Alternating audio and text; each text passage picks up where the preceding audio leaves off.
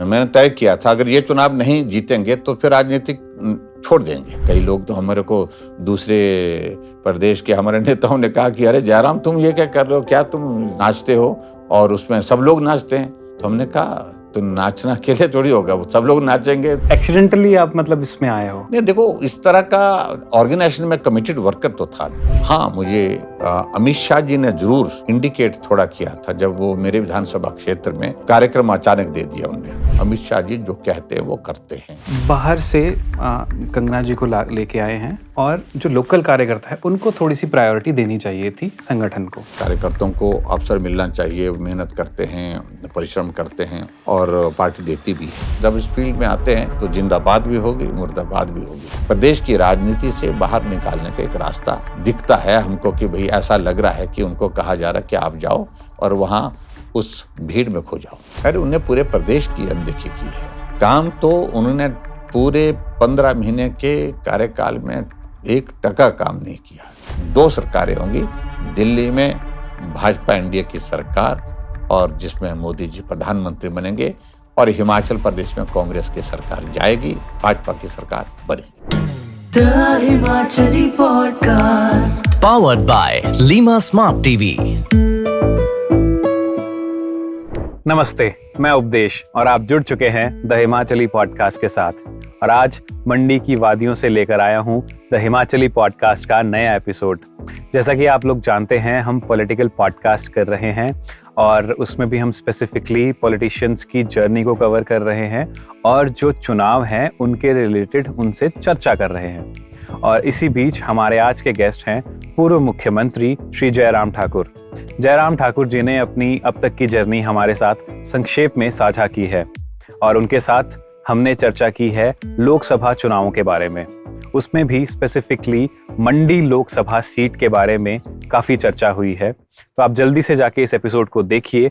धन्यवाद।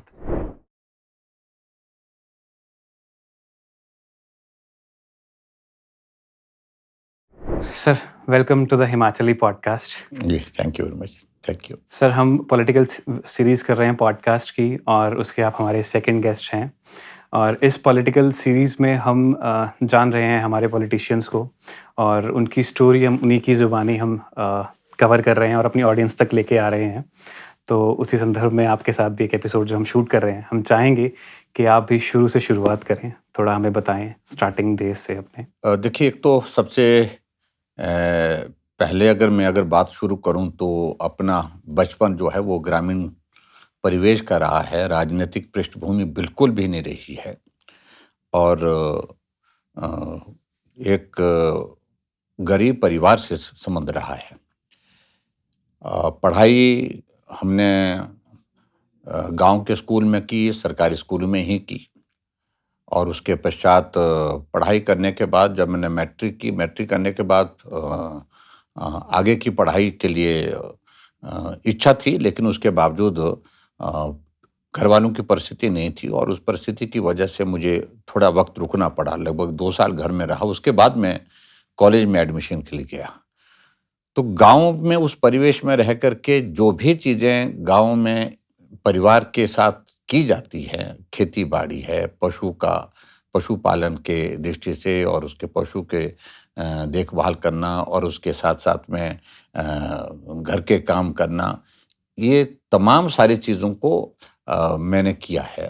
और स्वाभाविक रूप से उन सारी चीज़ों में जीवन कठिन होता था। साधन सुविधा उस वक्त बहुत कम होती थी और परिवार की जो पृष्ठभूमि का मैंने जिक्र किया, तो एक जॉइंट फैमिली परिवार के हम 3 भाई हैं, 2 बहनें हैं, तो बड़ा परिवार भी बड़ा था। और पिताजी मजदूरी करते थे, मेहनत करते थे और एक मिस्त्री के काम में उन्होंने अपना जीवन का अधिकांश हिस्सा गुजारा। तो ऐसे में इस तरह से सारी चीज़ों को देख करके, क्योंकि पढ़ाई कभी भी परिवार के लोगों ने सोचा नहीं था कि कॉलेज में भेजेंगे, क्योंकि वो स्थिति नहीं थी इस कारण से। तो ऐसे में एक कठिन दौर वो रहा उस वक्त जो है कॉलेज जाने से पहले। और जब स्कूल जाते थे हम, जहाँ हम मिडिल स्कूल जाते थे, तो वो भी लगभग 4 किलोमीटर की चढ़ाई 3-4 किलोमीटर चढ़ाई उतरना चढ़ना वो सारा दिन का होता था। लेकिन मैट्रिक के लिए तो मेरे घर से जहाँ जाता था मैं, बक्सयाड़ एक जगह है मेरे विधानसभा क्षेत्र के अंतर्गत, गाँव के नज़दीक है। तो 9 किलोमीटर जाना, 9 किलोमीटर आना, पैदल जाना, पैदल आना। तो ये उस वक्त के दौर में हमने मैट्रिक की पढ़ाई करने के लिए, यानी कि 10वीं की पढ़ाई करने के लिए घर से सफ़र किया है। 18 किलोमीटर a day? हाँ, 18 किलोमीटर दिन का, 9 किलोमीटर जाना और 9 किलोमीटर आना, और पैदल ही जाते थे, पैदल ही आते थे। बसें उस वक्त उपलब्ध नहीं हो पाती थी। बसें होती थी तो एक बस चलती थी सारे दिन में, एक सुबह जाती थी, एक शाम को जाती थी। ना वो स्कूल के टाइम के साथ मैच करती थी, ना वो शाम को आने के, स्कूल ऑफ होने के बाद, बंद होने के बाद मैच करती थी। कभी बस में आने की कोशिश करते तो जगह नहीं मिलती थी, इतना उसमें रश रहता था। तो ऐसी परिस्थितियाँ रही हैं। तो उसके बाद जब कॉलेज में आने का हुआ मेरा, तो कॉलेज में 1 साल मैंने जो पीयूसी जिसको बोलते हैं, प्री यूनिवर्सिटी क्लास होती थी उस वक्त ये हायर सेकेंडरी नहीं होता था, सीनियर सेकेंडरी नहीं होता था, तो पीयूसी होती थी, प्री यूनिवर्सिटी क्लास बोलते। तो वो मैंने इवनिंग कॉलेज से की थी, और यही सोच करके परिवार वालों को मैंने इसलिए मनाया कि मैं अपना खर्चा खुद कर लूँगा, क्योंकि मैंने कहा कि मैं पीयूसी में इवनिंग कॉलेज में एडमिशन लेने के बाद जो है वो दिन में कुछ काम कर लूँगा।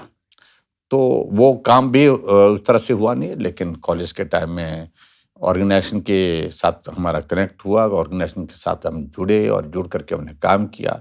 और एक चीज़ कॉलेज के टाइम में हमारी ये रही कि बहुत सारे हमारे जो साथी हैं उनके साथ रह करके बहुत सारी चीज़ों में पार्टिसिपेट करने का मौका मिला। जैसे वन एक्ट प्ले मेरा एक बहुत एक एक्टिविटी रहती थी जिसमें मेरा पार्टिसिपेशन रहता था। क्या रहता था सर उसमें? वन एक्ट प्ले यानी कि हम जो स्कूल जो कॉलेज के जो इसमें जो है जो थिएटर का जो सारी एक्टिविटीज़ होती थी, जिसमें हम कंपटीशन में जाते थे। यूथ फेस्टिवल में हमने पार्टिसिपेट किया, यहाँ तक कि गैलेक्सी कंपटीशन होता तो उसमें भी पार्टिसिपेट किया, और तो उसमें हम अच्छी भूमिका निभाते थे कॉलेज के टाइम में वन एक्ट प्ले में। साल में एक बार जो है वो यूथ फेस्टिवल होता था।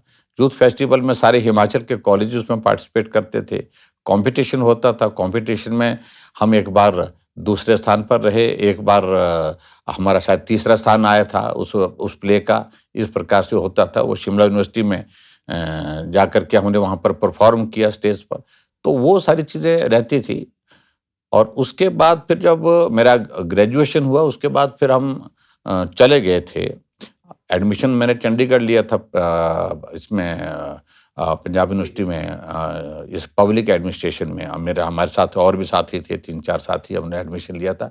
लेकिन इसी बीच में तय हुआ कि आपको संगठन के लिए काम करने के लिए निकलना है, और संगठन में काम करने के लिए जब तय हुआ तो मैं हिमाचल छोड़ करके मेरी जिम्मेवारी जम्मू में लगाई गई। तो जम्मू में संगठन मंत्री के नाते विद्यार्थी परिषद का काम करने के लिए गया, और मैं वहाँ 4 साल के करीब वहाँ पर जम्मू कश्मीर में रहा। और ख़ास तौर से उस वक्त जब जम्मू कश्मीर में जो टेररिज्म क्लाइमैक्स पे था, 89, 90, 91, 92, राइट। और जहाँ हज़ारों हिंदुओं को कश्मीर से रातों रात घर छोड़ करके निकलना पड़ा था, वो दौर हमने बहुत देखा है। और उस वक्त जो उनको कैंप में उनकी मदद करना, कैंप में उनको रिहेबिलिटेट करने के लिए, थोड़ा सेटल करने के लिए परिवार के लोगों के लिए, तो उसमें एक कमेटी बनी थी वहाँ पर। उस कमेटी में हम लोग होते थे, और हमारी एक टीम उनको मदद करती थी जा करके, जो सारी चीज़ों को लेकर के जिस तरह से वहाँ की रिक्वायरमेंट रहती थी। ये बहुत कुछ किया। और एक फिर उसके बाद जो है जब मैं वहाँ जम्मू में था, एक कश्मीर मार्च किया था हमने, जिसमें 10,000 बच्चे पूरे देश भर से, स्टूडेंट पूरे देश भर से कश्मीर में लाल चौक पर तिरंगा झंडा फहराने के लिए जाने के लिए आए थे।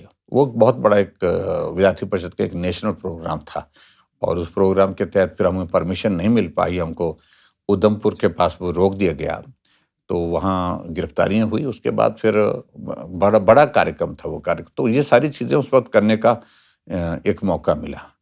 और उसके पश्चात फिर मैं जब 4 साल के बाद मेरी वापसी हुई, क्योंकि वहाँ जम्मू कश्मीर में क्लाइमेट बहुत गर्म होने के कारण, जम्मू में पर्टिकुलरली जहाँ हम रहते थे, तो थोड़ा स्वास्थ्य ठीक नहीं था, उस कारण से वो सूट नहीं किया। तो तय हुआ कि वापिस चलेंगे अब।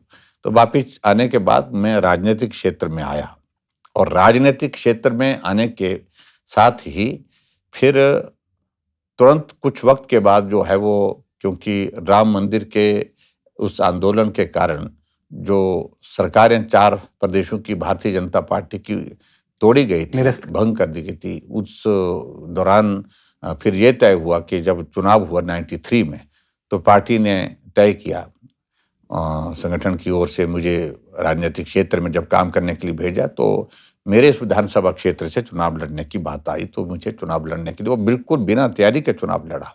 और वहाँ उस विधानसभा क्षेत्र में जो चिचौड़ के नाम हुआ करता था उस वक्त, उस विधानसभा क्षेत्र में ये परिस्थिति होती थी कि उस मुझसे पहले जितने भी चुनाव लड़े वहाँ बीजेपी के टिकट पर, तो जमानत जब्त होती थी, कभी भी जमानत नहीं बची। 1982 में चुनाव लड़े तो उसमें जमानत जब्त हुई, 1985 में चुनाव लड़े तो जमानत जब्त हुई, और 90 में जब चुनाव हुआ तो उस वक्त वो जनता दल के लिए सीट छोड़ दी गई थी। जो गठबंधन होता, 17 सीटें बीजेपी ने छोड़ी थी जनता दल के लिए, उस वक्त उनके लिए छोड़ दी थी। तो मुझे पार्टी के नेताओं की ओर से कहा, शांता जी, धूमल जी, इन सब लोगों ने यही कहा कि आपको चुनाव लड़ना है, और ये मान करके चलिए कि जमानत आपकी भी जब्त होगी, लेकिन वहाँ संगठन खड़ा करना है, पार्टी खड़ी करनी है।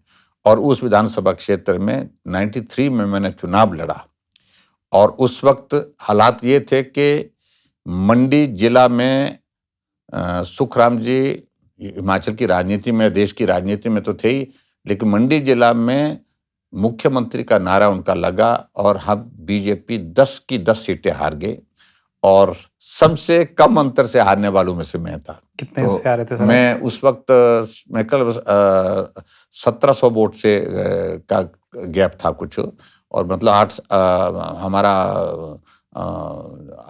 900 वोट पड़ा होता तो हम जीत जाते। उस टाइम पे जब जमानत में बची, मुकाबला बीजेपी का कांग्रेस के साथ हुआ, और उसके बाद एक वातावरण बना कि जीता जा सकता है, और लोगों की नजर में आया ये सारा इस तरह से। तो फिर उसके बाद धीरे धीरे काम किया, बहुत परिश्रम किया 93 से 98 तक, जिसमें मैं 97 में मंडल का मैं अध्यक्ष बना पार्टी का, यानी कि मैं बहुत और छोटी जिम्मेवारी में गया। मैं बिल्कुल बहुत नीचे की जिम्मेवारी पर, पार्टी के साथ सब साथियों ने तय किया वहाँ पर, और मंडल के अध्यक्ष के नाते मुझे बनाया गया, और उसमें 98 का चुनाव लड़ा, तो मैं चुनाव जीता, और 5800 वोट से पहला चुनाव जीता। और उसके बाद 98 के बाद ये छठा चुनाव है जो उसी विधानसभा क्षेत्र से मैंने लड़ करके जीता है। राइट। जब आपने पहली बार आपको जीत मिली थी, वो मोमेंट्स कैसे थे? आप उस टाइम पे क्या माहौल था जब आपने पहली बार, और वो भी ऐसी जगह पे जहाँ पे पहले जमानतें जब्त हुआ करती थी, लास्ट आप ऑलमोस्ट जीते जीते रह गए थे, बट वो कैसा माहौल था ओवरऑल पार्टी के लिए और आपके लिए? देखिए, वो एक बात को लेकर के पहले से जिस कदर हमने मेहनत की थी अपने विधानसभा क्षेत्र में, गांव में, घर घर में पैदल चला हूँ, और कोई गांव नहीं छोड़ा था मैंने, जहाँ घर जाकर के किसी को जोड़ा नहीं, किसी का मैंने एड्रेस नहीं लिया, और इस तरह से मेहनत की थी हमने। और उसका हमको अच्छी तरह से मालूम था कि ये चुनाव हम 98 का हम चुनाव जीतेंगे। मेरे लिए ये था भी कि अगर मैंने तय किया था, अगर ये चुनाव नहीं जीतेंगे तो फिर राजनीतिक छोड़ देंगे। अच्छा। फिर नहीं करेंगे, क्योंकि मुझे लग रहा था कि मेरे लिए अगर ये चुनाव जीतना संभव नहीं हो पाया तो मैं राजनीति में जो है वो नहीं टिक पाऊंगा, इससे बेहतर कुछ और चीज सोचूंगा। लेकिन 98 में एक मजबूती पर, लेकिन ये भी तय हो गया था 96 के बाद कि हर हालत में चुनाव जीतूंगा, जो हालात बने, जो भी परिस्थिति बने। और उसमें हम अच्छे वोटों से जीते। उस वक्त 5800 वोट का मार्जिन ठीक होता था, ज़्यादा वोट नहीं होते था, और उसमें और उसके बाद फिर जीत का ये सिलसिला मेरे विधानसभा क्षेत्र पे शुरू हुआ भारतीय जनता पार्टी का। कुछ इनसाइट्स बता पाएंगे? आपने बोला कि मैं गांव-गांव गया, घर-घर गया, पर ऐसा तो नहीं होता होगा कि हर कोई एक्सेप्ट कर रहा होगा उस टाइम पे, राइट? बिकॉज़ ऑलरेडी जब इतनी बड़ी पार्टी का वहाँ पे स्ट्रांगली होल्ड है, क्या ऐसी स्ट्रेटजीज थी जो आपने उस टाइम पे अपनाई? एक तो सबसे पहले तो यही किया कि यूथ को ऑर्गेनाइज किया। यूथ को ऑर्गेनाइज करने के लिए हर पोलिंग बूथ पर यूथ की टीमें खड़ी की और उसके साथ साथ पुराने हमारे पार्टी के साथी कौन कौन हैं उनको भी जोड़ करके साथ चलाने का हमने प्रयास किया, उनको भी जोड़ा। और उसके बाद हमने फोकस किया, कुछ लोगों को फोकस किया कि इनको पार्टी में जोड़ना है, जो अपनी पार्टी, क्योंकि जब थी ही नहीं बीजेपी वहां पर, तो स्वाभाविक रूप से वो कांग्रेस पार्टी में थे अधिकांश लोग। और यहाँ मेरी कॉन्स्टिट्यूंसी वो कॉन्स्टिट्यूंसी है जहाँ ठाकुर करम सिंह जैसे कांग्रेस के वरिष्ठ ऐसे बड़े नेता जो टेरिटरी काउंसिल के चेयरमैन रहे, 4 बार वो फाइनेंस मिनिस्टर रहे हिमाचल प्रदेश में, एक ही वित्त मंत्री के नाते एक ही मंत्री रहा, वो करम सिंह ठाकुर रहा। वो मेरे विधानसभा क्षेत्र से विधायक हुआ करते थे। मोतीराम ठाकुर उनके विरोध में लड़ते थे, दल अलग अलग भी होते थे, लेकिन मुकाबला करने के लिए अगर करम सिंह ठाकुर के सामने कोई नाम होता था, मोतीराम जी होते थे।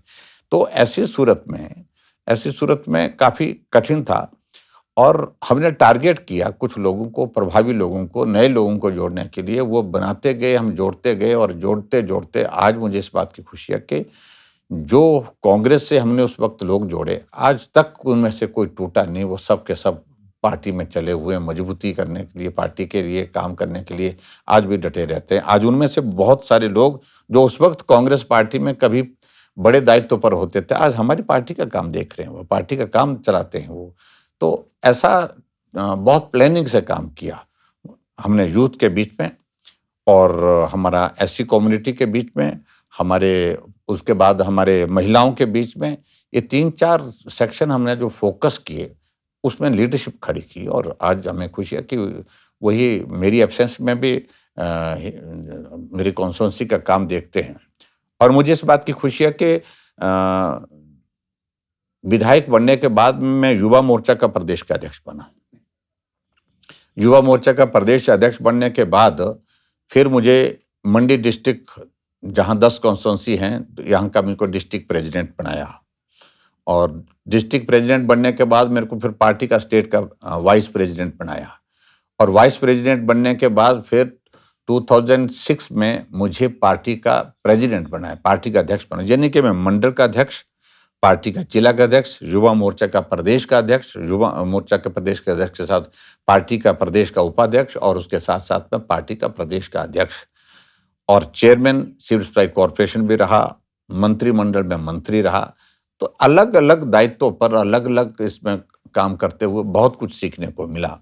और जब बतौर मुख्यमंत्री काम करने की बात आई तो हमने कभी सोचा भी नहीं था, कभी भी नहीं सोचा इस बात को लेकर के। लेकिन मुझे इस बात की खुशी है कि पार्टी के हमारे केंद्र के नेतृत्व ने सारी चीज़ों को लेकर के हमारे नाम पर विचार किया, हमारी पृष्ठभूमि को अध्ययन किया और आदरणीय मोदी जी, अमित शाह जी ने, राजनाथ सिंह जी ने उस वक्त जो फैसला लिया, उस कारण से मैं हिमाचल प्रदेश में एक इस दायित्व पर आया और 5 साल बतौर मुख्यमंत्री काम किया। राइट। 6 बार एक ही अपनी विधानसभा सीट से कंटिन्यूसली जीतना आसान का काम नहीं है। एंटी इनकम्बेंसी होती है, कई फैक्टर्स होते हैं और आप ये करते आ रहे हैं। कैसे कर पा रहे हैं इतने टाइम से? देखिए, एक आपको अपने विधानसभा क्षेत्र के लोगों का दिल जीतना होगा, उनके काम करने होंगे, उनकी काम अगर जो कर नहीं सकते हैं उनकी भावनाओं को समझना होगा, उनको समझाना होता है, साथ को मजबूत उनके साथ काम करके ही आप आगे बढ़ सकते हैं। ऐसा संभव नहीं है कि ऊपर से आदेश करते हैं, आदेश करके ही पार्टी चलेगी, ऐसा नहीं संभव हो पाता। तो हमने उनके बीच में रह करके काम किया। पहले खुद अपने आप काम करता था, उसके बाद पार्टी के पदाधिकारियों के लिए, पार्टी के जिम्मेवार कार्यकर्ताओं के लिए काम करने के लिए बोलता था। और मुझे इस बात की खुशी है कि हिमाचल प्रदेश में जो बहुत बड़े बड़े नेता रहे हैं, जिसको हम बोलते हैं जो अलग अलग बार कई बार मुख्यमंत्री बने हैं, कोई भी 79% वोट के साथ नहीं जीत पाया है। 38,183 वोट का मार्जिन है मेरा पिछले चुनाव का। ये जो 2022 का चुनाव है, जो हाईएस्ट अभी तक हिमाचल प्रदेश में है। और मुझे उतार चढ़ाव तो राजनीति में चलते रहते हैं, वो सारी चीज़ें होती हैं, लेकिन काम करने का आनंद भी आया, सीखा भी बहुत कुछ। और हिमाचल प्रदेश में आपने इस बात को भी देखा होगा कि बतौर मुख्यमंत्री 2019 का जो लोकसभा का चुनाव हुआ, पूरे देश भर में सबसे ज़्यादा हाईएस्ट वोट शेयर अगर किसी स्टेट का लोकसभा में 2019 के चुनाव में रहा तो हिमाचल का रहा, 69%। और हिमाचल के इतिहास में ये भी पहली बार हुआ जहां आप 68 की 68 सीटों पर जीते लोकसभा के चुनाव में, ऑल 68 कॉन्स्टिट्यूंसीज। तो ये सारी चीज़ें अपने जीवन में देखने को मिली। और लोकसभा के चुनाव में मेरा पिछला 2019 का जो मार्जिन रहा था, 2019 का मार्जिन रहा था, वो मार्जिन भी अच्छा रहा था, 37,000 का मार्जिन रहा था। वो भी एक चीफ मिनिस्टर की कॉन्स्टिट्यूंसी से आज तक का हाईएस्ट मार्जिन लोकसभा का रहा है। हालांकि उनसे ज़्यादा एक विधानसभा में उससे भी ज़्यादा मार्जिन 39,000 का आया था नालागढ़ से। लेकिन मेरा कहने का मतलब कि हम यहाँ काम करते हुए आगे बढ़े हैं। कोई इस तरह से नहीं है कि एकदम आए और सारी चीज़ों को इस प्रकार से ये किया। काम करते हुए, मेहनत करते हुए एक मुकाम तक पहुँचने की हमने कोशिश की है। एक सवाल था मेरा, और मैंने बहुत पहले सोचा था कि जब भी मैं किसी पॉलिटिशियंस के साथ बैठूंगा, इंटरव्यू करूंगा, ज़रूर पूछूंगा, कोई भी पॉलिटिशियन होता है, majority, I am not saying everybody, but majority politicians हमेशा सीरियस क्यों दिखते हैं? ऐसा क्यों नहीं होता कि कभी हमें, जो in general generic public wise पूछ रहा हूँ, कभी वो हंसते हुए मुस्कुराते हुए ज़्यादा हमें क्यों नहीं दिखते? नहीं, ऐसा नहीं है। मैं आपको कहूँ इस बात को कि हम आनंद के इसमें भी होते हैं सीरीज, जब एटमॉस्फेयर पर होते हैं, हालात पर होती है परिस्थितियाँ। और हमेशा ही अगर हम कैजुअल रहें, हंसते रहें, वो भी ठीक नहीं होता है, लेकिन हालात के मुताबिक होता है। लेकिन हम आनंद के साथ उसमें रहते हैं और काम करते हुए ही आनंद आता है। और जब हमारा कोई इस तरह का माहौल होता है, कभी उत्सव का माहौल होता है, खुशी का माहौल होता है, तो खूब हम नाचते भी करते हैं, डालते भी दिख जाते हैं। पहाड़ी कल्चर, वो हमारा कल्चर है, हिमाचल का कल्चर, उसको अन्यथा लेने की आवश्यकता नहीं। कई लोग तो हमारे को दूसरे प्रदेश के हमारे नेताओं ने कहा कि अरे जयराम, तुम ये क्या कर रहे हो, क्या तुम नाचते हो और उसमें सब लोग नाचते हैं, आपके साथ बाकी लोग भी नाचते हैं।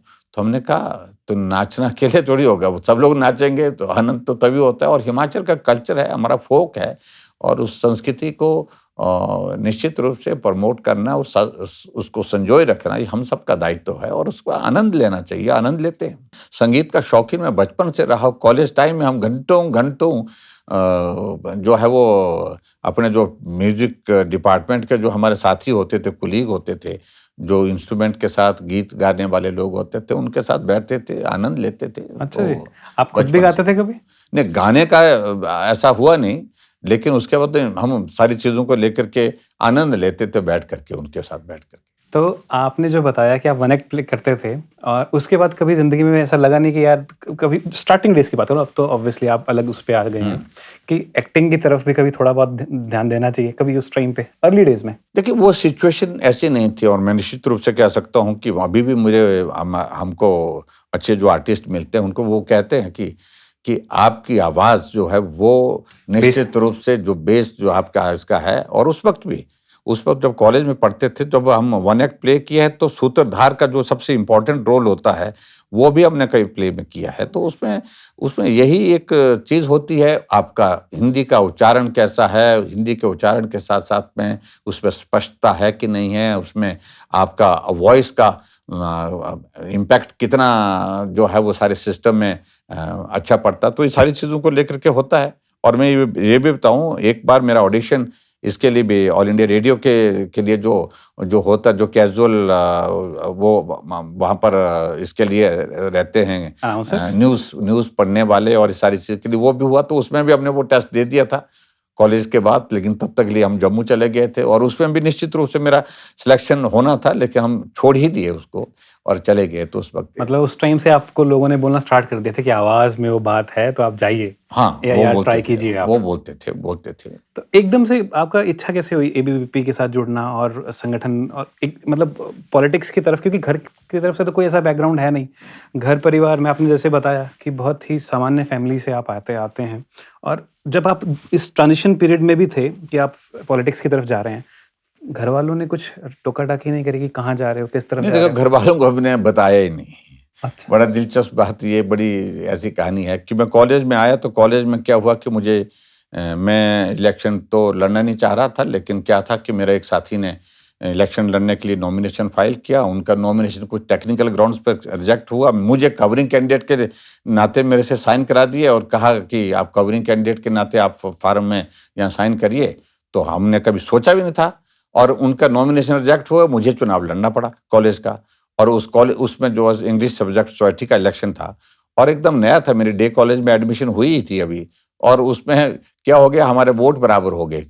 तो बहुत झगड़ा झमेला हुआ उस सारी चीज़ को लेकर के, और उसके बाद वो एक शुरुआत हुई, और उस शुरुआत के साथ फिर हम आगे बढ़ करके हम ऑर्गेनाइजेशन में काम किए। तो एक्सीडेंटली आप मतलब इसमें आए हो? नहीं देखो, इस तरह का ऑर्गेनाइजेशन में कमिटेड वर्कर तो था मैं। देखो, एक बात को लेकर के बड़ी सीधी थी कि मैं बीजेपी की जनसंघ की विचारधारा को पहले से समर्थन करता था, और जो मेरे दादाजी, मेरे चाचा जी, मेरे परिवार के अधिकांश लोग वो अटल जी से प्रभावित थे, और हम खुद व्यक्तिगत रूप से अटल जी, क्योंकि उस वक्त अटल जी ही बड़े नेता थे और उनके इससे प्रभावित थे। भाजपा को सपोर्ट करना चाहिए और इस विचारधारा को सपोर्ट करना चाहिए। और विद्यार्थी परिषद में आने के बाद तो स्वाभाविक रूप से हमारा वैचारिक दृष्टि से हम बड़े स्पष्ट थे, उसमें कोई कन्फ्यूजन नहीं था। लेकिन आगे बढ़ करके राजनीति में आने की बात आती है, वो नहीं था, कोई लक्ष्य नहीं था, वो बिल्कुल भी नहीं था। और मैं सोचता था कुछ कामकाज करेंगे, नौकरी लगेगी तो अच्छा है। और मेरे परिवार की परिस्थिति जिस तरह से मैंने बताया कि उसमें उस वक्त के हालात की आवश्यकता भी ये थी कि मैं कहीं नौकरी करूं, कुछ काम करूं और परिवार को मदद करूं। अटल जी की आपने जिक्र किया, अटल जी की क्या खास बात आपको लगती थी? देखिए, अटल जी की सबसे बड़ी बात तो यह है कि उनका भाषण, उनकी कविताएं, वो प्रभावित किसी भी व्यक्ति को करती थी। और उनका बोलने का जो अंदाज होता था पर्टिकुलरली, वो प्रभावित करता था। और मुझे अच्छी तरह से याद है कि 1982 में जब हम स्कूल में पढ़ते थे, तो अटल जी हमारे वहाँ पर वो कार्यक्रम में आए थे। वहाँ गांव के साथ थुनाग में हमारा जो एक ये है, तो वहाँ छोटी सी एक सभा का आयोजन किया था। मौसम खराब हुआ, ओले पड़े, और उसके बावजूद भी लोग वहाँ पर अच्छी संख्या में थे। तो पहले तो माइक नहीं चला उनका, बड़ी मुश्किल से वो माइक जैसे कैसे वो करके वो चल पड़ा। तो अटल जी ने वहाँ पर भाषण, हम स्कूल को से भाग करके आ गए थे। दूसरे दिन फिर हमको क्लास में खड़ा कर दिया वहाँ पर कि स्कूल छोड़ करके चले गए। तो स्कूल से भाग करके भाषण सुनने के लिए चले गए, क्योंकि सुना था उनके बारे में, लेकिन देखना था, देखने के साथ साथ में उनको सुनने का भी मौका मिला। तो अटल जी मात्र 10-12 मिनट बोले थे वहाँ पर, क्योंकि मौसम अच्छा नहीं था, लेकिन प्रभावित करने वाला, आकर्षित करने वाला। तो पहली बार मौका मिला देखने का। और उसके बाद फिर वैचारिक दृष्टि से आगे चीज़ें जब बढ़ी, तो उस दिशा में स्वाभाविक रूप से उनके साथ एक अटैचमेंट, उनके साथ कई बार मिलना हुआ, कई बार बैठना हुआ, कई बार उनके साथ बात करने का अवसर प्राप्त हुआ। क्या कहते थे आपको, कुछ स्पेशल? नहीं, हमारा क्या होता था कि उस वक्त मैं विधायक था, जब मनाली में वो आते थे, कविताएं सुनाते थे, हम लोग बैठते थे, हम उन सबका मार्गदर्शन करते थे, विधायकों को कैसे काम करना चाहिए, एक एक चीज़ को लेकर के बहुत आराम से, मतलब बहुत सारी चीज़ों को समझाते थे। उनने अपने जीवन की राजनीति में क्या क्या चीज़ें किस प्रकार से की, कैसे दौर में से गुजरे, उन चीज़ों का अनुभव बताते थे। वो चीज़ें हमको ज़िंदगी भर हमेशा के लिए वो उपयोगी होती हैं। और फिर कविताएं सुनाने का तो उनका अपना अंदाज होता था, और हम ये आग्रह करते थे, जब मैं मनाली आते थे, जब भी आते थे, तो हम ही बोलते थे कि जी कविता सुनाइए, भाषण तो सुन लिया आपका, कविता सुनाइए। फिर वो कविता सुनाते थे, मना नहीं करते थे, सुना देते थे, खूब सुनाते थे। जब आपको पता चला कि आप नेक्स्ट सीएम होंगे, सो ये इन्फॉर्मेशन ये कैसे आप तक पहुंची पहली बार? देखिए, एक चीज़ को लेकर के ये हुआ गया कि मैंने कभी भी इस सारी चीज़ के लिए कोई सोचा था कि ऐसी स्थिति आ जाएगी और इतनी जल्दी आएगी ऐसे बिल्कुल भी नहीं सोचा था, क्योंकि यहाँ हिमाचल प्रदेश में एक हालात थे कि पार्टी के नेतृत्व ने पहले ही डिक्लेयर कर दिया था चीफ मिनिस्टर कैंडिडेट धूमल जी होंगे, और धूमल जी चुनाव नहीं जीत पाए। जब उसके बाद सारा विषय खुला, फिर संगठन की बैकग्राउंड, ऑर्गेनाइजेशन की बैकग्राउंड और सारी चीज़ों की बैकग्राउंड लेने के बाद फिर सहज रूप से एक बात आई, और उसमें पार्टी के नेतृत्व ने ऐसा अनुभव किया कि ये नाम है जिस पर विचार करना चाहिए। हाँ, मुझे अमित शाह जी ने ज़रूर इंडिकेट थोड़ा किया था जब वो मेरे विधानसभा क्षेत्र में कार्यक्रम अचानक दे दिया उनने, अच्छा, चुनाव की कैंपेन से पहले। और पहले दिन उनने राजगढ़ में सभा की, जहां धूमल जी को उन्हें नेता घोषित किया कि भी उनके नेतृत्व में चुनाव लड़ेंगे। और दूसरे दिन मेरे विधानसभा क्षेत्र, हालांकि हमारे यहाँ से कोई कार्यक्रम के लिए आग्रह था नहीं, लेकिन वहां से उन्होंने आग्रह पूर्वक कहा कि मैं उनके क्षेत्र में जाना चाहता हूं। तो एक दिन के नोटिस में कार्यक्रम के लिए मुझे कहा करने के लिए, और आनन फानन में मैं बहुत इंटीरियर में था, तो मुझे थोड़ा अटपटस लगा। मैंने कहा, जब मैंने, हालांकि मैंने पार्टी कार्यालय में संदेश भी दे दिया कि मैंने कहा मेरे बजाय कहीं दूसरी जगह उनके कार्यक्रम करेंगे तो उसका लाभ और ज़्यादा रहेगा। मेरी सीट निकल रही है, जैसे कैसे मार्जिन कम होगा ज़्यादा होगा, लेकिन सीट निकल रही है ऐसा लगता है मुझे। लेकिन उन्होंने कहा कि मैं आऊँगा, और जब कार्यक्रम वहाँ पर था, उस कार्यक्रम शॉर्ट नोटिस में कार्यक्रम था, तो लोग आए अमित शाह जी की सभा में, और अमित शाह जी ने एक बात वहाँ पर कही कि जयराम ठाकुर जी 4 बार के विधायक हो लिए हैं, चेयरमैन रह लिए हैं, मंत्री रह लिए हैं, पार्टी के प्रदेश के अध्यक्ष रह लिए हैं, और आप इनको 5वीं बार जिताओ, हम इनको और बड़ा नेता बनाने वाले हैं। जयराम जी लड़ रहे हैं, 4 बार आपने चुनाव जिताया है, 3 बार विधायक बनाकर भेजा, 1 बार मंत्री बने थे। इस बार जयराम जी को शिमला भेज दीजिए, ये बहुत बड़े व्यक्ति बनने वाले हैं।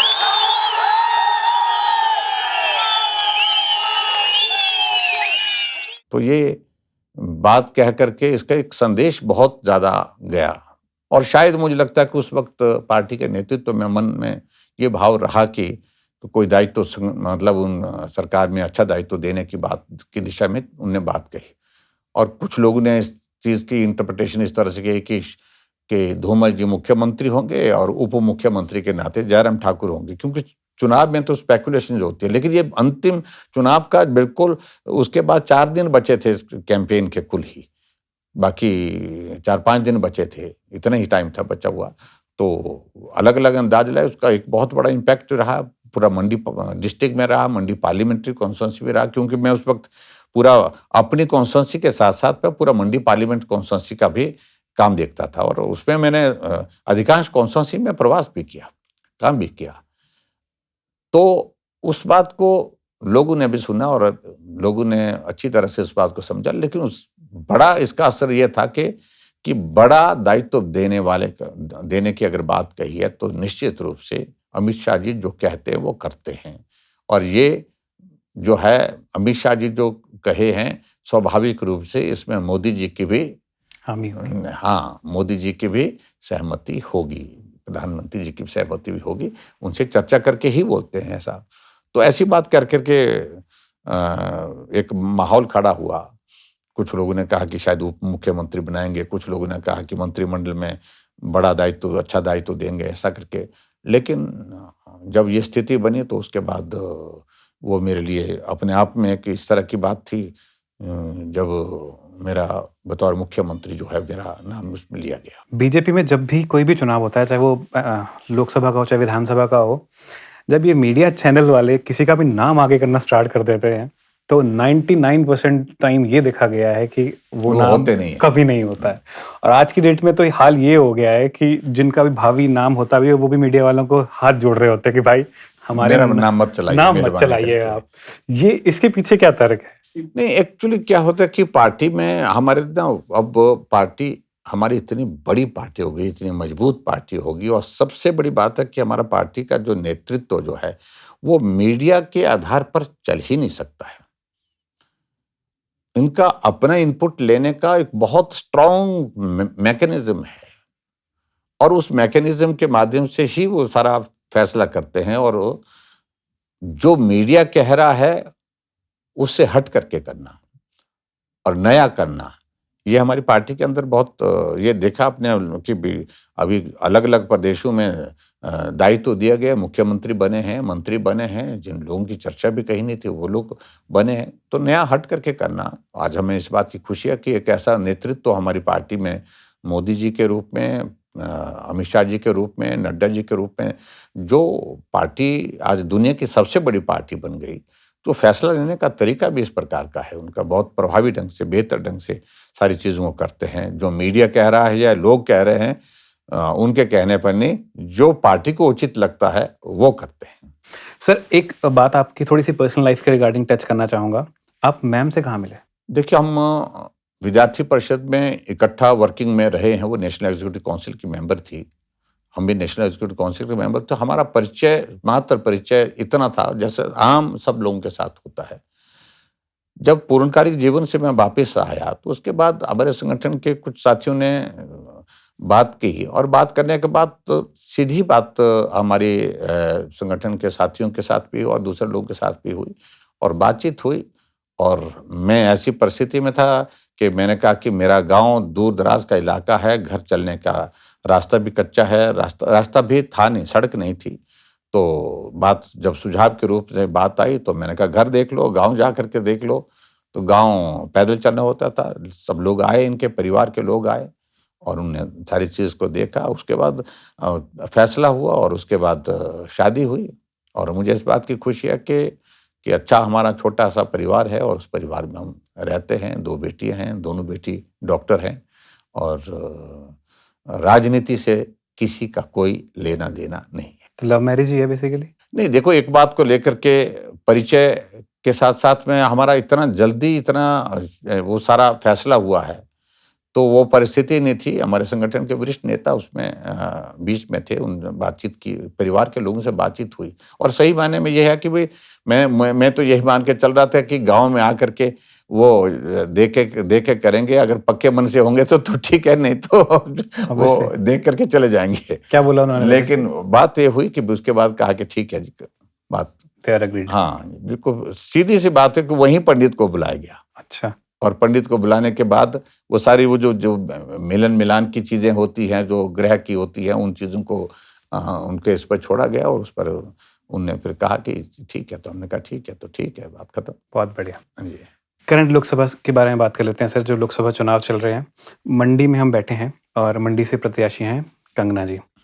कंगना जी की जो उम्मीदवारी यहाँ से हुई है, बहुत सारा जो लोकल कार्यकर्ता है, जो न्यूज़ में आ रहा है, मैंने भी वहीं से इनपुट लिया है, ये थोड़ा सा नाराज़ लग रहा है। उनको ये लग रहा है कि बाहर से कंगना जी को लेके आए हैं और जो लोकल कार्यकर्ता है उनको थोड़ी सी प्रायोरिटी देनी चाहिए थी संगठन को। मैं आपसे ये जानना चाहता हूँ कि Kangana Ranaut as a candidate from BJP Lok Sabha seat Mandi आप कैसे देखते हैं? देखो, एक बात आप मान के चलिए कि पार्टी के कार्यकर्ताओं को अवसर मिलना चाहिए, मेहनत करते हैं, परिश्रम करते हैं और पार्टी देती भी है।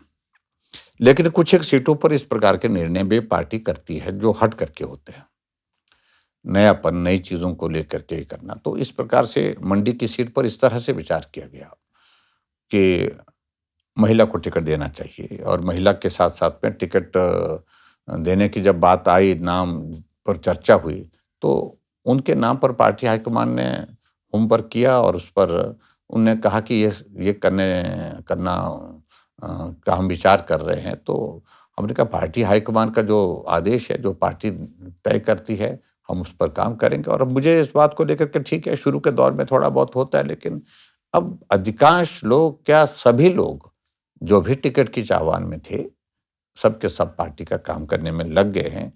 और कुछ लोग जोर से लग गए हैं, कुछ लोग जो है अब शुरू कर चुके हैं। मुझे लगता है कि 3 दिन में, 4 दिन में, हफ्ते भर में सब चीज़ें ठीक तरह से चलेंगी। क्या पार्टी हाईकमान ने जयराम जी से भी इनपुट लिया था इस नाम पे जब चर्चा? देखिए, स्वाभाविक रूप से क्या होता है कि जब हिमाचल प्रदेश में मुख्यमंत्री रहा हूँ मैं, लीडर ऑफ अपोजिशन में वर्तमान में हूँ, तो ऐसी सूरत में फीडबैक तो लिया ही जाता है, और लिया जाता है तो चर्चा होती है। सारी चीज़ें पॉजिटिव नेगेटिव हर कैंडिडेट के बारे में चर्चा होती है, एक छोटी टीम में होती है, और उसमें जब चर्चा होती है तो स्वाभाविक रूप से फिर निर्णय पार्टी का नेतृत्व करता है, क्या करना उचित है, तो उस पर फैसला होता है। तो फैसला हुआ उनका कि वो चुनाव लड़ें यहाँ से। और कंगना जी का ये है कि भी एक फिल्म जगत में उन्होंने पहचान बनाई है, पद्मश्री अवार्डी है, और उसके साथ साथ में मंडी की रहने वाली है, और स्ट्रगल करके इस मुकाम पर पहुंची हैं, और बातें बाकी चलती रहती हैं। राजनीति में कोई भी आदमी आए, अच्छा बोलने वाले भी मिलेंगे, बुरा बोलने वाले भी मिलेंगे, ये चीज़ें तो आपको मान करके चलना पड़ेगा। जब इस फील्ड में आते हैं तो जिंदाबाद भी होगी, मुर्दाबाद भी होगी। तो ऐसी चीज़ों से बहुत मुझे लगता है कि बहुत फर्क नहीं पड़ता है। लेकिन इतना ज़रूर है कि पार्टी के हमारे नेतृत्व में सबका आभारी हूँ कि सब लोगों ने जैसे ये फैसला हुआ उसके बाद एकदम जो है वो धीरे धीरे जो है सारी पार्टी के काम में अपने आप को इन्वॉल्व करना शुरू किया, और पार्टी के काम में इन्वॉल्व होकर के आज सब लोग काम में जुट गए। मैं आज या कल मैं न्यूज़पेपर पे पढ़ रहा था, आपका एक स्टेटमेंट आया है जो दूसरे कैंडिडेट हैं विक्रमादित्य जी के लिए, कि उनके साथ कुछ कॉन्स्पिरेसी हो रही है, कि उनको लोकसभा की तरफ भेज के कुछ कॉन्स्पिरेसी उन्हीं के लोग कर रहे हैं। इसका क्या मतलब था सर, थोड़ा बता पाएंगे? देखिए, इसका अभिप्राय मेरा कहने का मतलब ये है कि वो हिमाचल प्रदेश में मंत्रिमंडल में है, राइट। पीडब्ल्यूडी महकमा उनके पास है, अर्बन डेवलपमेंट का महकमा उनके पास है, यूथ एंड स्पोर्ट्स का था उनके पास, वो शायद महकमे में चेंज कर दिया है। तो इम्पोर्टेंट डिपार्टमेंट्स होने के बावजूद एक सेटल्ड माहौल में वो काम कर रहे हैं, और जो कांग्रेस पार्टी में पिछले दिनों से चल रहा है, उस हालात में अगर हम नजर मारें तो मंडी में सिटिंग मेंबर पार्लियामेंट उनकी माता जी हैं, प्रतिभा सिंह जी हैं, और प्रतिभा सिंह जी हैं स्वाभाविक रूप से पार्टी के प्रदेश के अध्यक्ष होने के नाते उनका टिकट कोई नहीं काट सकता था, और काटने की वजह भी कोई नहीं थी ऐसी।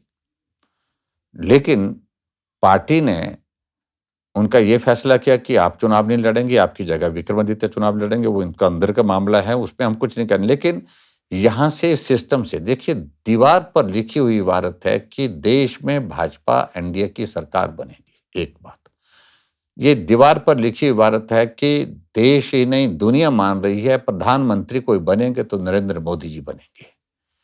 और ऐसी सूरत में कांग्रेस की स्थिति पूरे देश भर में, जहां 50 का आंकड़ा छूना उनके लिए कठिन है, उस हालात में मंत्रिमंडल छोड़ करके और आप उनको सांसद बना करके दिल्ली भेज रहे हैं, तो वो तो एक तरह का धक्का ही हो रहा है, जिसको मैं कह सकता हूं कि मंत्रिमंडल से यहाँ से निकल जाएंगे, यहाँ किसी और को एडजस्ट करेंगे, यहाँ क्या होगा मुझे मालूम नहीं, उनकी पार्टी का विषय वो। लेकिन इतना जरूर है कि ये बात जो है वो इस तरह से किसी को भी जमी नहीं कि भाई मंत्री हो करके उनको लोकसभा का चुनाव लड़ाया जा रहा है। जहां लोकसभा का चुनाव लड़ाया जा रहा है वहां सरकार बनने की संभावना दूर दूर तक नहीं है, कई दशकों तक नहीं है अभी कांग्रेस के लिए, उसके बावजूद भी लड़ाया जा रहा है। तो ये प्रदेश की राजनीति से बाहर निकालने का एक रास्ता दिखता है हमको कि भाई ऐसा लग रहा है कि उनको कहा जा रहा है कि आप जाओ और वहां उस भीड़ में खो जाओ। अच्छा, मतलब ये कॉन्स्पिरेसी है उनके अगेंस्ट, बेसिकली ये आप कह रहे हैं? जी। विक्रमादित्य जी जो के बारे में आपने एक चीज़ और कही कि, correct me if I am wrong, एक स्टेटमेंट में आया था, न्यूज़पेपर का आर्टिकल देखा था मैंने, कि जिन्होंने उनको रुलाया वो आज उन्हीं के साथ खड़े हैं।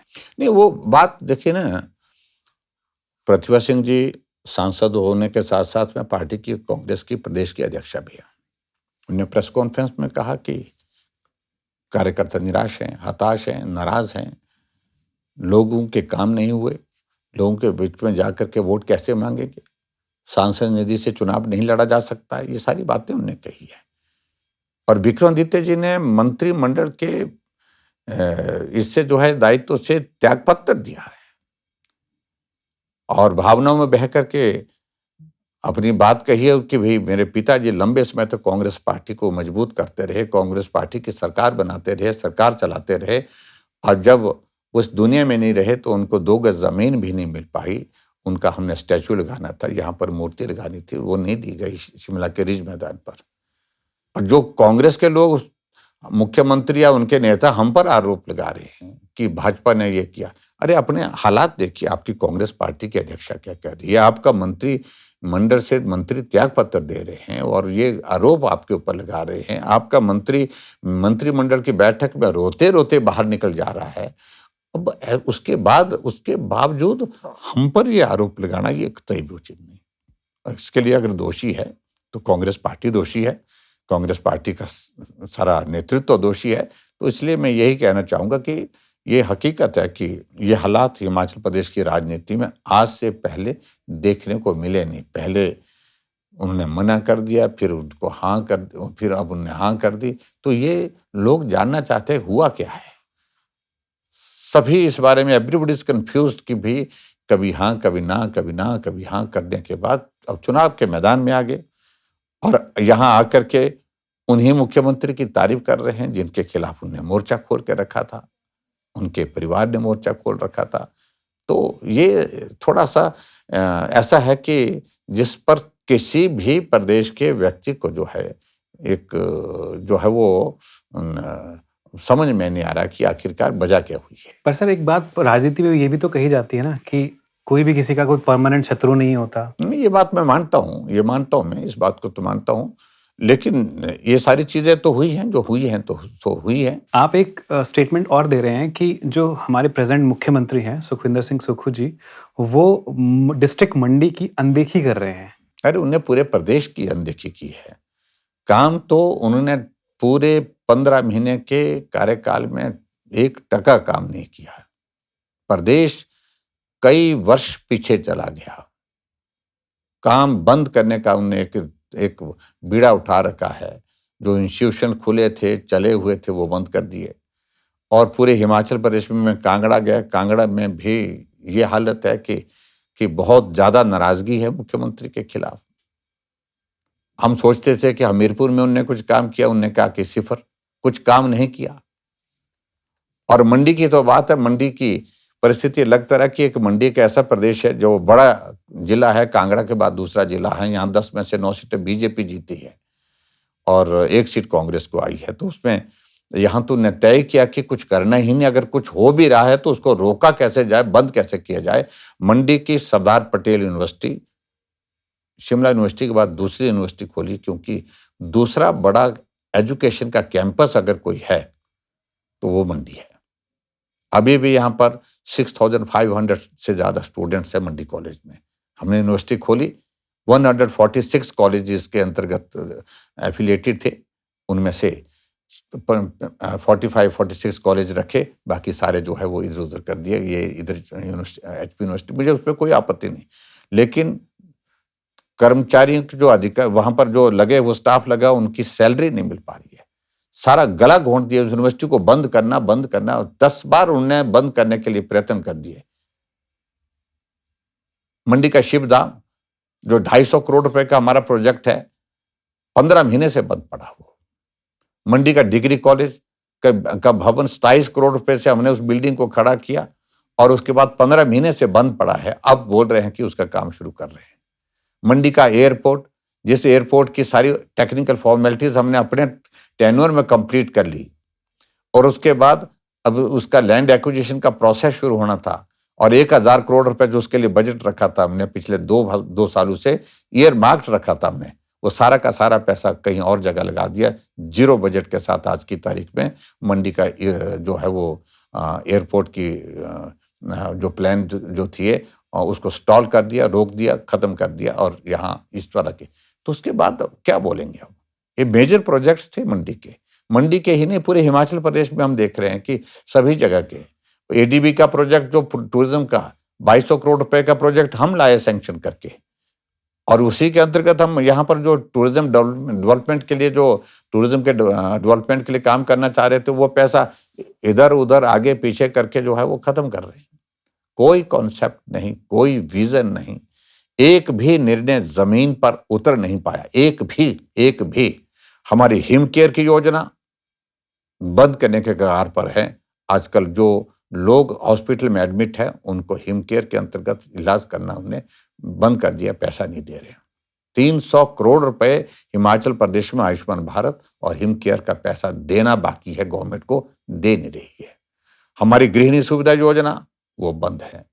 हमारी गृहिणी सुविधा योजना के साथ साथ में हमारी जो जितनी भी योजनाएं हिमाचल प्रदेश में हमने की थी, एक एक योजना बंद की। ओपीएस को अपनी उपलब्धि कह रहे हैं मुख्यमंत्री जी। ओपीएस को अपनी उपलब्धि मानते हैं वो, लेकिन उनसे पहले दूसरे राज्यों में शुरू कर दी। वो एक it's not only chief minister की जो हिमाचल प्रदेश में कांग्रेस का जिसने सबसे पहले शुरुआत की, राजस्थान में, छत्तीसगढ़ में पहले ही शुरुआत कर दी थी। इसको उपलब्धि मानते हैं वो तो माने, हमें कोई आपत्ति नहीं। ओपीएस के बारे में हमने भी विरोध नहीं किया। हमने तो एक ही बात कही है कि ओपीएस की अगर बात कही है आप उसको करिए, लेकिन साथ में डेवलपमेंट की जो दूसरी चीजें हैं वो भी करिए, वो भी काम करिए। कहा जा रहा है आप लोग गवर्नमेंट में आएंगे तो ओपीएस हटा देंगे। हमने बड़ा साफ कहा है कि हम सुक्खू जी की तरफ बिल्कुल बदले की भावना से काम करने वाले लोगों में से नहीं है, जिन्होंने 1000 संस्थान चले हुए, खुले हुए संस्थान 8-8 महीने से चले हुए, 6-6 महीने से चले हुए, उनको बंद कर दिया। हमने कहा कि हम इस तरह से जल्दबाजी में कोई निर्णय नहीं लेंगे। बदले की भावना से काम करने का ये खौफ पैदा किया जा रहा है। पहले कर्मचारियों को अल्योरमेंट दिया गया, आपको ओपीएस दी जाएगी, उस वक्त उस तरह से लाभ लेने का, उनका सपोर्ट लेने के लिए उन्होंने काम किया। अब कर्मचारियों को डराया जा रहा है कि थोड़े से भी चूक हुई, थोड़ा सा भी ये हुआ, कहीं बीजेपी की सरकार आ गई तो आपका ओपीएस खत्म होगा। आप ऐसे भी उनको उनका समर्थन लेने की बात कहिए, कोई बात नहीं, लेकिन पहले कहा कि आपको ओपीएस दिया जाएगा, कर्मचारियों ने समर्थन दिया उनको। अब कर्मचारियों को ओपीएस मिलने के बाद जब बात कह रहे हैं कि अब आपका ओपीएस बीजेपी छीनने वाली है, इसलिए हमको समर्थन दो। कब तक इस ओपीएस के मसले को लेकर के राजनीतिक रोटियां सेकते रहेंगे? मेरा यही कहना है, आपने निर्णय किया है, अच्छा है, कोई उसमें बुरी बात, हम उस पर उंगली उठा ही नहीं रहे, हम बात ही नहीं कर रहे। कर्मचारियों के लिए आपने कोई एक कदम उठाया है, लेकिन उसके साथ साथ में अब उनको धमका करके, धमकी दे करके, उनको डरा करके कि ओपीएस चला जाएगा आपका अगर बीजेपी आए, और क्योंकि उन्हें सपोर्ट चाहिए, डरा करके भी सपोर्ट लेना चाहिए, ये उचित नहीं है। आप पॉजिटिव बात करिए और पॉजिटिव मुद्दों के साथ बात करिए, इस बात को लेकर के मैं कहना चाहता हूँ। 1500 रुपए वाली स्कीम पे कह रहे हैं कि बीजेपी ने रोक दी। हम तो दे रहे थे, हम तो देने वाले थे, हमारा तो अनाउंसमेंट हमने कर दिया था। 1500 रुपए कैबिनेट की पहली बैठक में दिया था, ये गारंटी थी उनकी, और फार्म विधानसभा के चुनाव से पहले भरे गए थे। 15 महीने बीत गए, लेकिन उसके बावजूद भी एक आदमी को भी 1500 रुपए एक भी महिला को मिले नहीं। लोकसभा के चुनाव आए तो फार्म भरने का काम फिर शुरू हो गया, और उसके बाद आने वाले समय में कोई और चुनाव आएगा तो फार्म भरने का काम फिर शुरू होगा। और ये नहीं देने वाले, नहीं करने वाले हैं, जिसको मुख्यमंत्री और मुख्यमंत्री के अलावा सभी अधिकारियों ने बड़ा साफ शब्दों में कहा है कि ये संभव है, नहीं है, इसको करना मुश्किल है। और जब मुश्किल है, आपने अनाउंस करके रखा है, लेकिन उसके बावजूद अब जब चुनाव के लिए घोषणा कर रहे हैं आप, बजट पारित करते वक्त ख्याल नहीं रहा उनको कि 1500 रुपए की हमारी गारंटी है जो पूरी नहीं हुई। बजट में एक पैसे का प्रावधान नहीं है उसमें, और बजट के पारित होने के 5 दिन के बाद मुख्यमंत्री अचानक जो है 4-5 मिनट की प्रेस कॉन्फ्रेंस अनाउंस करते हैं। ये तमाशा, क्या तमाशा है? और सबसे बड़ी बात है कि माताओं बहनों का अपमान है ये। क्या इसी बात के लायक आपने समझा है कि इनको लालच दे करके इनका समर्थन लिया जाए? इन शब्दों के मैं समझता हूं कि ये बहुत दुर्भाग्यपूर्ण है। और जिस तरह से जलील किया जा रहा है, ये 1500 रुपए देंगे, 1500 रुपए देंगे। अरे 15 महीने से आप सरकार में है, अगर देने थे आप पहले देते। और अब हमको आरोप लगा रहे हैं कि आप बीजेपी इसका विरोध कर रही है। हमारा विरोध करने का विषय, हम ये कह रहे हैं कि 15 महीने में क्यों नहीं दिए, और 15 महीने के बाद लोकसभा के चुनाव से पहले आप ये घोषणा कर रहे हैं, और वो भी बजट प्रावधान के बिना आप ये घोषणा कर रहे हैं, तो ये महिलाओं का अपमान है। बार बार उनको इस तरह से कि भाई 1500 रुपए देंगे इसलिए आ जाओ जी, आप आओ, फार्म भरो, तो ये उचित नहीं है। बार बार जलील करना माताओं बहनों का, ये किसी सूरत भी ठीक नहीं है। इसकी सजा, इसकी भुगतना पड़ेगा, इसका खामियाजा भुगतना पड़ेगा। 5 साल आप सीएम रहे सर, 5 साल में आप अपनी गवर्नमेंट की सबसे बड़ी उपलब्धि क्या मानते हैं? देखिए, मैं एक तो यह है कि सबसे बड़ी उपलब्धि हमने बदले की भावना से काम नहीं किया। रिवाज बन चुका था, मामले दर्ज करो, इसके खिलाफ करो, उसके खिलाफ करो, इनको मामले दर्ज करके उनको परेशान करो। हमने कहा ये नहीं है हमारा काम। और सबसे बड़ी मुझे उपलब्धि की दृष्टि से अगर मैं कहता हूं, मैं एक उपलब्धि गिनाने में असमर्थ हूं क्योंकि इतनी सारी अचीवमेंट्स की हैं हमने। हिमाचल प्रदेश में हमने गरीब लोगों को इलाज की सुविधा प्रदान करने के लिए हिमकेयर की शुरुआत की। जो आदमी बिना इलाज के, पैसे के अभाव में जिंदगी उनकी निकल जाती थी, इस दुनिया से चले जाते थे, उनको जिंदगी देने का काम किया है और वर्तमान सरकार ने उसको छीनने का काम किया है। एक बहुत बड़ी उपलब्धि। हर घर में गैस का चूल्हा पहुंचाने का, उज्ज्वला योजना को आगे बढ़ा करके गृहिणी सुविधा योजना के माध्यम से हिमाचल पूरे देश में पहला राज्य है जहां हर घर में गैस का चूल्हा पहुंचाया। ये हमारी इस तरह की उपलब्धि है जो जहां हमने गरीब लोगों के लिए काम किया है। और इसी तरह से आगे बढ़ करके हम हिमाचल प्रदेश में जो हमने सड़कों का काम किया, 4700 किलोमीटर इन 5 years नई रोड का कंस्ट्रक्शन, ये पहले कभी नहीं हुआ। हाईएस्ट जो किलोमीटर थे 5 साल में 2700 किलोमीटर थे। हमने 4700 किलोमीटर सड़क बनाई हिमाचल प्रदेश में। गांव को सड़क, गांव के लोगों का पीठ का बोझ उतारा। तो ये अचीवमेंट्स हमारे हिमाचल प्रदेश में इस प्रकार की जो रही है। और जिन योजनाओं का हम जिक्र करें तो वो बहुत सारे चीजें हैं। महिलाओं को हमने कहा महिलाएं कुल आबादी का आधा हिस्सा है। हमने गारंटी नहीं दी, बिना गारंटी के हमने वादा पूरा किया। हमने कहा वादा क्या, अपनी बात को उनके सामने रखा कि आपको बसों में आने जाने का किराया भी आधा लेंगे। और ऐसे में इस प्रकार के निर्णय हमने हिमाचल प्रदेश में लिए। जब सर विधानसभा चुनाव हुए थे अभी लास्ट, उसमें डिस्ट्रिक्ट मंडी में, correct me if I am wrong, 10 में से 9 सीटें आप जीतने में कामयाब रहे। What went wrong? आप क्यों दोबारा नहीं आ पाए? एक बात मान के हमको चलना पड़ेगा, कुछ हमसे गलतियां हुई। गलतियां हम अगर उनको कहें कि कुछ चीज़ों को लेकर के कुछ विधानसभा क्षेत्र में रेबल्स खड़े हुए, उसके कारण हमारी कैंपेन थोड़ी सी जो है दब गई। टिकट के फैसलों को लेकर के भी हमारी कुछ जगह त्रुटियां हुई है, कमी हुई है, जिसको लेकर के हम जो है हमारा बहुत ठीक चल रहा था। और सबसे बड़ी बात है कि मार्जिन 0.9% जो हिमाचल के इतिहास में सबसे कम मार्जिन किसी गवर्नमेंट के बनने का रहा है। बहुत कम अंतर, 36,000 वोट का डिफरेंस है बीजेपी और कांग्रेस का कुल। और इससे ज्यादा मेरा अकेले का जीतने का मार्जिन है। तो नेचुरली ये सारी छोटी छोटी चीजें रही हैं, उन सारी चीजों को अब चर्चा करना उचित बहुत ज्यादा नहीं है। वो हमने पार्टी के अंदर सारी चीजें चर्चा कर ली है, पार्टी के नेतृत्व के साथ भी चर्चा कर ली है, लेकिन त्रुटियां हुई है तो जिसके कारण कमी छूटी है। 4 जून को क्या होगा सर? 4 जून को परिणाम होगा और देश में भाजपा की एनडीए की सरकार बनेगी। मोदी जी तीसरी बार प्रधानमंत्री बनेंगे। और हिमाचल प्रदेश में जो 6 उपचुनाव घोषित हो चुके हैं लोकसभा के चुनाव के साथ, अगर ये 6 उपचुनाव के साथ 3 उपचुनाव और जो निर्दलीय विधायकों ने त्याग पत्र दे रखा है, एक्सेप्ट नहीं हुआ, तो एक्सेप्ट नहीं किया गया, अगर वो भी हो जाता तो 9 उपचुनाव होंगे। 9 उपचुनावों में भारतीय जनता पार्टी जीतती है तो कांग्रेस पार्टी की सरकार जाती है। तो सरकारें एक नहीं 2 सरकारें होंगी। दिल्ली में भाजपा एनडीए की सरकार और जिसमें मोदी जी प्रधानमंत्री बनेंगे, और हिमाचल प्रदेश में कांग्रेस की सरकार जाएगी, भाजपा की सरकार बनेगी। जो यंग पॉलिटिशियंस हैं उनके लिए आप क्या सलाह देंगे? देखिए, मैं सिर्फ यही कहूंगा कि अगर राजनीतिक क्षेत्र में काम करने के लिए आए हैं तो पहले तो यह है कि सेवा का भाव सर्वोपरि है। जैसे प्रधानमंत्री जी हमेशा कहते हैं राष्ट्र सर्वोपरि, राष्ट्र प्रथम, नेशन फर्स्ट, यानी कि यह हमारा भाव रहना ही चाहिए। और सेवा के भाव के साथ अगर आप काम करते हैं, ईमानदारी से काम करते हैं, तो लोग आपको मौका देते हैं, एक बार देते हैं, अनेक बार देते हैं।